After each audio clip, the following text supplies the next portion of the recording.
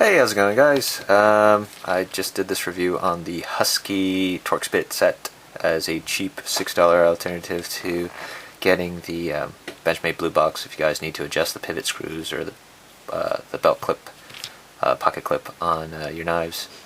So I figured while I was at it, I opened up my Spyderco Delica here, and you can see right here there's like a ton of lint and dirt collecting in here. I actually got this used, and if you'll notice, people who are crazy about Spydercos will notice that this is a Delica and this is full flat grind, but the Delica doesn't come in black FRN for the full flat grind. The closest you can get is the gray, otherwise you get it in blue or purple or green or brown.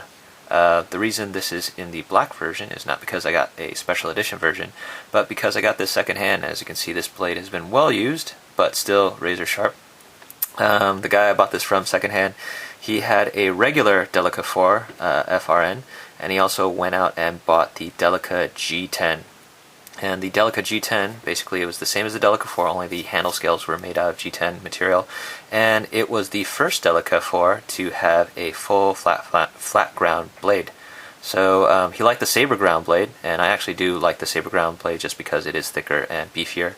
And basically, I guess he just wanted a really beefy Delica, so he kept the G10 handle scales, which are stronger than FRN. I still think FRN is super tough. You're never going to break this in your lifetime. And basically, he took apart the knife and switched it out for the saber ground blade. And then he took the flat ground blade and stuck it into these FRN scales. So this actually makes it great, just because I got the knife I wanted. I like the FRN just because it is the lightest of the different handle materials, and also I get the full flat ground blade, which is the lightest between that and the saber ground, and it's also full flat ground, so it cuts like crazy. So this knife is really light.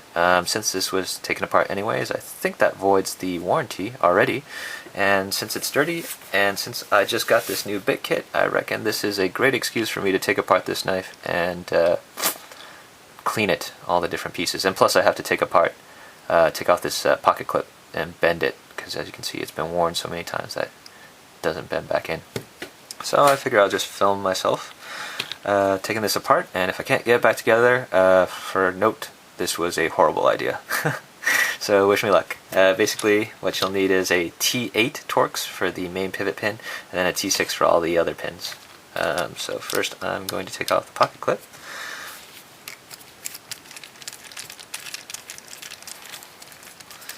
And then once I have this thing completely disassembled, I'll take all the different pieces out and wash them.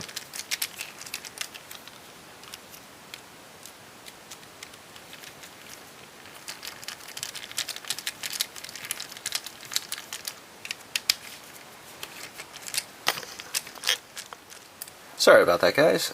Camera ran out of batteries, but basically I finished taking all of these T6 Torx screws out for the pocket clip, taking out the pocket clip and using just my hands only, slowly bent it, and as you can see, the line of where it screws in runs a little bit past the line of where the curve of the clip ends, so then that way it'll give it a little bit of tension, because once I screw this in, this will press in against the handle scale of the knife. And while I'm here, just wanted to admire the design of the Delica 4. I mean, they put a lot of thought into this, because as you look here, when you screw this in, you have the lanyard hole here, so it can mount left or right-handed tip up. And the cool thing about this is how they mounted it. This hole where the lanyard hole goes in perfectly aligns with the tension screw for the knife if you're doing it tip down. Right there. Quite like that. And it mounts even more securely, because if you like loose tension like I do on the knife and this is unscrewed, the screw sticks out a little bit, and that holds in the clip even better if you're doing tip down on this side of the knife for right hand carry. And no matter whether you have a tip up or tip down, left or right handed carry, the cool thing is if you look here, the clip touches the logo side of the knife, which is the smooth side.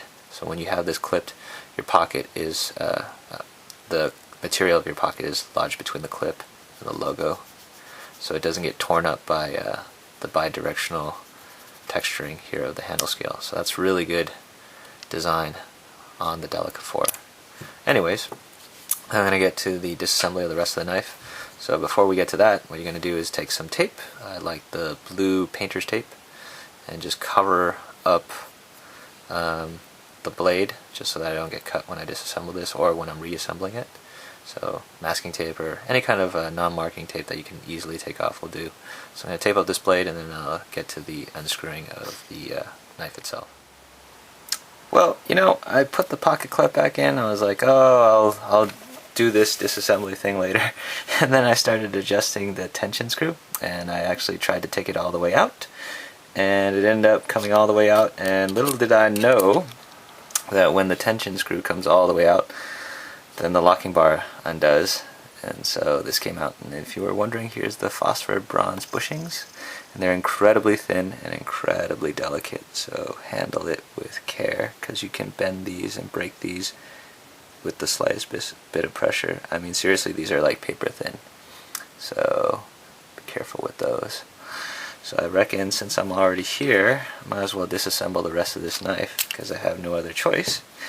So here is the little bolt that goes in through one side, and here is the screw, and then the screw has this little washer that goes around it too.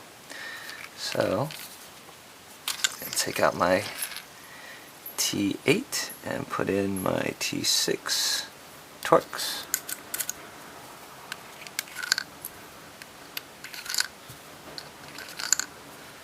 And continue, because the only way to put this back on is to actually layer, completely disassemble this and layer this back on top of each other, because the scales are pushing so much that if I try to push this in, this actually pushes the bushings out of the way. So what I'm going to do is I'm going to leave the pocket clip back on, but I'm going to remove these screws right here. I'm going to slowly put everything back together. So I'm just going to take some time to screw these back, and get back to you in a second. Alright, so I've removed the T6 screws that hold it in, and you also have to undo the pocket clip, because the pocket clip is part of the retention for the entire blade. So I'll remove this handle scale and the clip. Here you can see one side of the metal liners, and you'll see the T6 screws and the bolts that they lock into right here. And there's quite a bit of lint, so while I'm at it, I'm going to give these pieces a wash. I'm going to slowly, gently pull this metal scale off. Hopefully give you guys a look and see what the rest of these pieces look like. Hopefully I won't bung this up any more than I already have.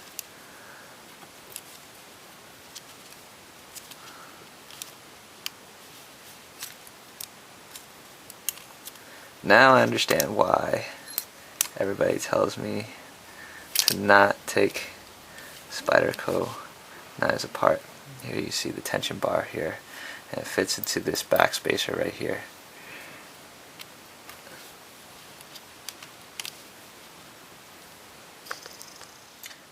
So I've got the handle scale off. As you can see, a ton of lint, ton of dirt, so I'm going to give this a wash.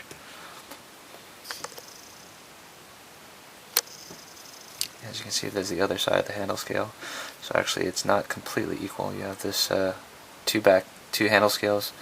You got the back spacer, tension bar. This actually only fits in one way. There is no other way that this can fit in. It pushes on this. Sorry, rotate this out of the way.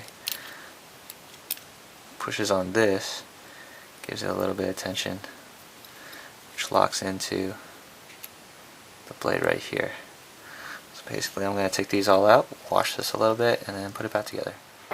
Alright, so I have this completely disassembled. I've taken all the pieces and washed them with some warm water and some soap, dried it off with a towel, and here are all the pieces. Got a couple of good pictures, because I'm probably never going to do this again, because just too lazy. Main thing I want to stress though is, as you're taking this apart, don't be like me, tape up the blade before you take this off, just for safety's sake. And I will definitely take this blade and tape it up with this blue painter's tape, just for because you really do need it when you're doing the reassembly. And also the other thing I would stress is these phosphor bronze bushings, super thin, like paper thin, and really light. So be very gentle not to bend these, because if you do, you're going to mess up the smooth action that you get with the knife. Another thing that you have to be careful with, while I was drying this off, I saw like an eyelash right here, like a hair, and I blew on this to blow it off. I didn't forget about this. This almost blew off. I mean, it's so light, and I almost had a heart attack. So yeah, be super careful. So what you have here is the blade. The full flat ground blade that came off the G10 Delica that was swapped out. And then you have the rest of the parts are on a standard Delica 4. So you've got two FR end handle scales, two skeletonized steel liners, and then you have a backspacer right here. And the backspacer, if you see, there's a little divot right here that fits into both of the steel liners to kind of keep it in place, as well as the actual screws that go through both handle scales. You have a bunch of T6 screws, Torx screws, with their corresponding mates on the other side of this handle scale right here. You got the pocket clip also with T6 screws, and goes through. It doesn't have its mating side on the other side, so it just goes through the steel liners on the opposite steel liner of whatever side it's going to. You got the tension bar or tension spring, which goes into the backspacer right here, into that little channel right there. Now this can only fit in one way, so don't worry about that. It goes in like that. And then you have the actual lock back. So this goes in here, and this presses up. So that tension you feel when you're pushing down, that resistance you're feeling when you push back on the lock back, that's from this tension screw right there. So I'm not going to put that in, I'm just going to put it in like this. Then you have the blade, rotates on this pivoting screw, and then as you can see, there are two joiny sections right here that lock into place. So when I push down on this against the tension, this lifts up, lets go, and I can rotate the blade close, and then when I rotate the blade into place, the teeth lock into each other, and that's the lock right there. So if anybody has any questions for how a lock back works, I'm just going to refer them to this video from now on, so I don't have to explain it in future reviews. So that's one nice bit of screwing up and having to take this knife completely apart. So what I'm going to do now is going to tape up this blade, and then we'll get to the reassembly. Alright, blade is taped up. So also I removed the backspacer just to show you that this could be completely taken apart. And if I wanted to, I could pull these mated T6 screws, the other end of it out, and pull out this metal scale liner, but I've already washed it. So basically what you do is you put the steel liner in, put the screws in underneath, add the backspacer in, like that.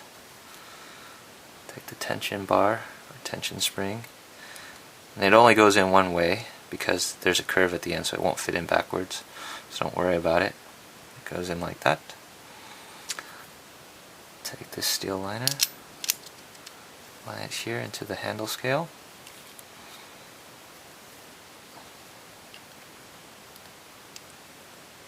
Move the screw in,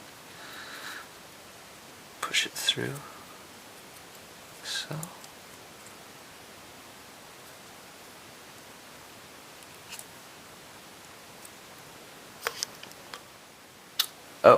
One thing I should mention is when you put this pivot screw in, and one reason why it took me so long is it's not completely round. There is a flat side down here, so that's one of the reasons. So this side is actually flat, so align it in before you put it in. Put that in there. Then I'm going to put one bronze washing in, and before I do, I'm actually going to put a little bit of oil. So I actually am going to use just some cheap mineral oil I got. Way too much. Just move it around. Lubricate. I like mineral oil because it's edible, non-toxic, so if I get any in my food, if I use this knife to cut like an apple, it's not going to be toxic, and I can ingest it. At the same time, I wouldn't use olive oil because that can actually go rancid. So then I'll grab one phosphor bronze bushing, be very gentle, put that guy back in there.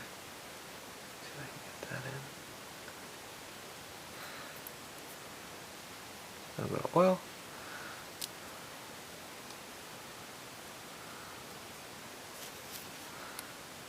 Blade. The other bronze bushing. Actually, I'm going to put a little bit more oil there. Just a ton of oil. Please bear with me, as this is my first time. Guys who are Spyderco veterans are probably shaking their heads as they're watching this, but it's okay. As long as nothing's broken by the time I'm done with this, it'll be alright. And also, if you lose any parts, don't worry. Spyderco sells parts kits where you can get extra pair of bronze washings and the liner scales and the tension bar and everything like that for about 15 bucks, which is kind of weird because the pocket clip you can buy separately. You can buy a pocket clip that isn't blacked out, that's actually silver, and that actually costs the same, about 15 bucks, which is weird. That you get all these other parts except for the blade and the handle scales. You can get all those other parts for the same price as one pocket clip. I guess this requires more engineering or something like that. That's it right there.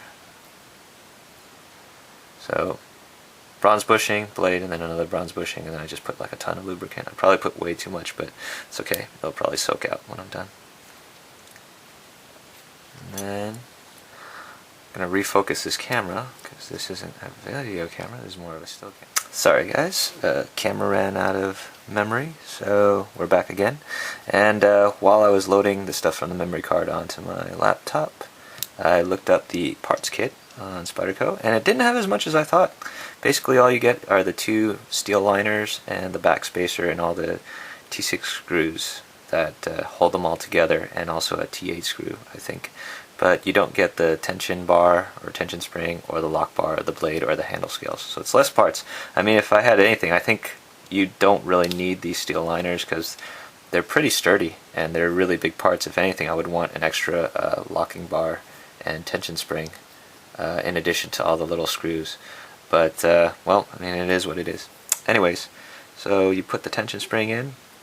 So you put phosphor bronze bushing, then the blade, and then another phosphor bronze bushing, and then I put some little bit of mineral oil for lubrication inside. And you're not going to put the locking bar. I put the locking bar last. Turn it over. See if I can line everything up. Whoops.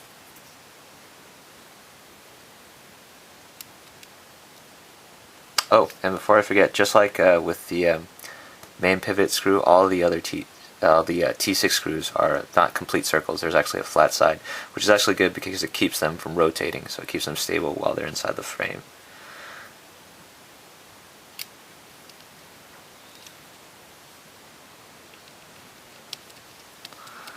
Try to line it up there.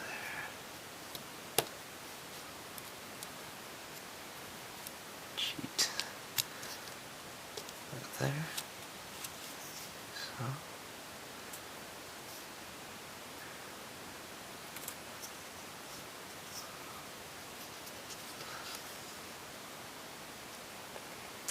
Now comes the part where I take all these screws. So basically what I'm going to do is I'm going to take this T8 screw, put it in, and these 3 T6 screws. Leave the T6 screw that holds the locking bar out at first. So I'm just going to not bore you with some camera time as I screw these all in. If you like, I'm going to use some blue Loctite to put these in, just to, you know, keep them secure and keep them from unscrewing out of place while I'm at it. Don't use red Loctite just because that'll be permanent. With blue it'll keep it in place, but you can always undo it. So I'll be back in just a second. So I'm just using blue Loctite. I'm just coating all these little screws just with like a little bit, not even a drop. Just enough so that they'll stay stable. This actually isn't Loctite, it is, what is it called? Right Lock. This is actually from Blade Tech. It's basically the same thing. They use it for all their pins and screws for their Kydex holsters, since they make holsters for guns. So just nabbing some of that, putting these in here. I'm going to leave the pocket clip for last. It's funny, the thing that I started with got me in all this trouble. It's going to be the last. easiest thing. Here's the T8 screw. I'm going to put in.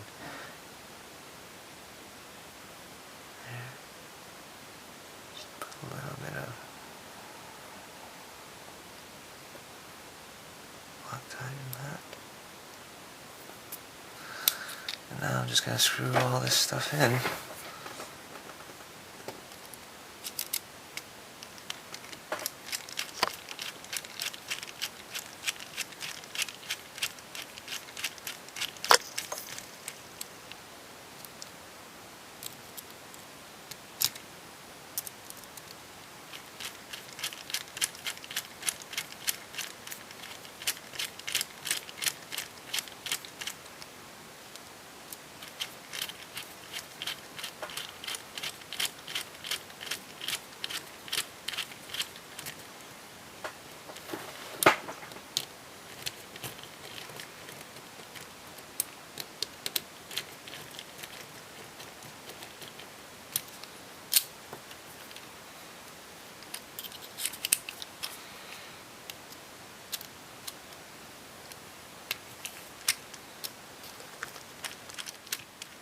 Alright, most of the T6 screws are in.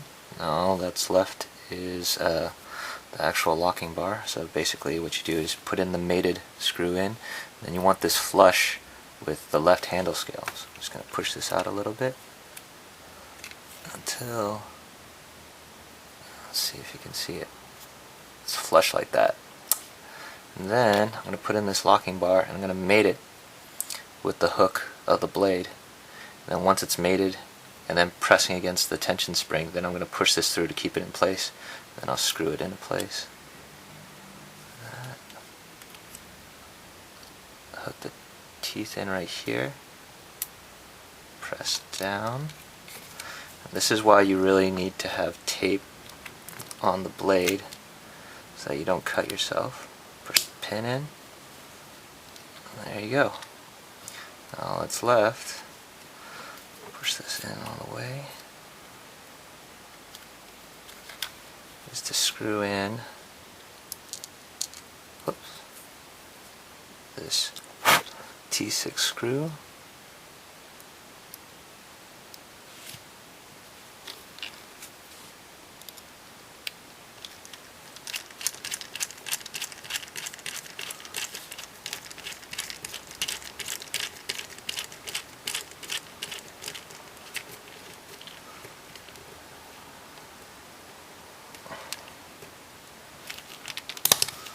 Cool. Go with tape. Let's try that out. Newly oiled, cleaned and assembled. And I like it to be loose enough so that the weight of the blade will cause it to fall. And particularly like the Delica because you can just let it fall and the ricotta will catch on your finger. Try that again. Nice and smooth.